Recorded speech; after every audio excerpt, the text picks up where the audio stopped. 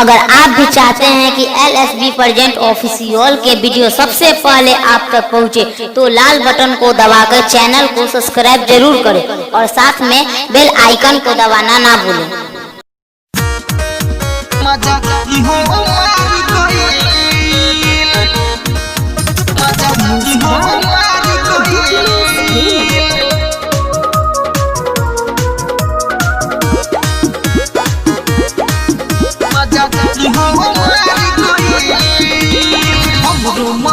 सकती हले दर्द पूरा चोली के फाड़ गई मजा